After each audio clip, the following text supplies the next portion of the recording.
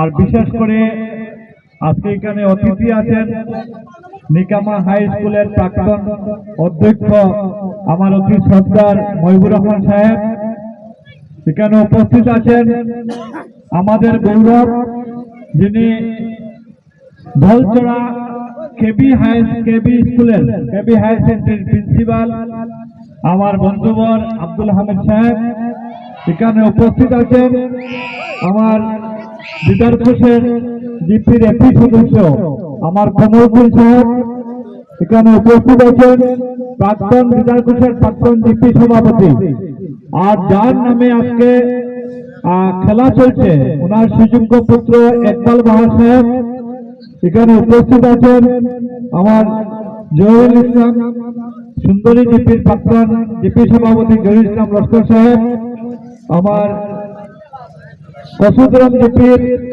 AP সদস্য কাদির আহমেদ লস্কর সাহেব, আমার অতি শ্রদ্ধার যাকে আমরা যদিও উনি কোনো সরকারি শিক্ষক নয় কিন্তু অপর অঞ্চলের শিক্ষক আমার অতি শ্রদ্ধার রহিম ভাই, এখানে উপস্থিত আমার এতদ অঞ্চলের মুরব্বীগণ, আর আজকে বিশেষ করে সোনাই ব্লক কংগ্রেসের সভাপতি আমার নাসিম আহমেদ লস্কর সাহেব সহ আমার অতি শ্রদ্ধার উপস্থিত অতিথিগণ, দর্শক বৃন্দরা, সাংবাদিক ভাইয়েরা, আর আমার আজকের দুই দলের খেলোয়াড় বন্ধুরা, সত্যিকারের দিদারপুর আসলে দেখা যায় যে ফুটবল খেলার জনপ্রিয়তা আছে।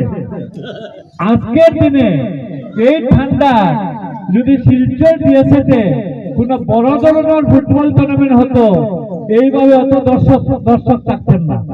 আজকের খেলা যে যত দর্শক আছেন সত্যিকারের এই অঞ্চলের মানুষ ফুটবল খেলাকে খুব ভালোবাসে। খেলা এমন এক জিনিস যেখানে ধর্মের কোনো পরিচয় নাই, জাতের কোনো পরিচয় নাই, ভাষার কোনো পরিচয় নাই। খেলাধুলায় আমাদের সমন্বয় গড়ে তোলে। খেলাধুলার মাধ্যমে আমরা অনেকে চিনতে পারি। আজকে এই যে দিদারপুর খেলার আজকে বিলালউদ্দিন মেমোরিয়াল 7 সাইড নাইট ফুটবল খেলার আজকে ৪র্থ বর্ষের খেলা চলছে। আমরা অনেক জায়গাতে যাই, খেলা দেখি, কিন্তু অনেকটা ত্রুটি থাকে, কিন্তু এই খেলার কোনো ত্রুটি নাই। যেভাবে লাইটের ব্যবস্থা সেইভাবে সমস্ত যেগুলা একবার ত্রুটিপূর্ণ একটা ব্যবস্থাপনা খেলা চলছে। অনেক টিম এসেছে, খেলাধুলায় হার জিতের মাধ্যমে খেলা হয়, এক টিম জিতবে এক টিম হারবে, এইভাবে খেলা হয়। কিন্তু সেমিফাইনালে দেখেছি, একটু পরে ফাইনালে দেখবো, কিন্তু খেলার থার্ড পজিশনের খেলা দেখেছি, আমরা সবে উপভোগ করেছি, কিন্তু খেলার মতো হয়েছে। আমরা সবের চোখ ছিল 7 নম্বর প্লেয়ারের প্রতি। 7 নম্বর জার্সি নিয়ে দিদারপুরের যিনি প্লেয়ার ছিলেন উনি আজকের ফিল্ডে রোনাল্ডো ছিলেন। আজকের ফিল্ডে জসিম ভাই আজকের ফিল্ডে রোনাল্ডো ছিলেন। আমরা সবের চোখ ছিল যে বয়সে যে খেলা ধরে রাখতে পারে না, এটার প্রমাণ দিয়েছেন জসিম সাহেব। আজকে এত সুন্দর খেলা চলছেন, লাস্ট গোলটা ওনার জন্য হয়েছে। মিডফিল্ডে যখন বলটা ক্লিয়ার করে দিয়েছেন তখন অতি সহজে প্লেয়ার গোল দিতে পেরেছে। এর জন্য যতটা খেলা হয়েছে আমার মনে হয় man of the series Jasim ভাই পাওয়া প্রয়োজন। এর লাগে আমার অনুরোধ থাকবো, আমরা যারা বয়স্ক মানুষ আমরা উৎসাহিত করেছেন জসিম ভাই। আমার মনে হচ্ছে হয়তো এরপরে ৪র্থ স্থানে যদি খেলা হয় তাহলে হয়তো আমি হাফ প্যান্ট লাগাই খেলাতে নামবো। যাই হোক, খুব ভালো লাগেছে। এই অঞ্চলে সত্যিকারের খেলা খেলতে হলে খেলার ফিল্ডের প্রয়োজন হয়।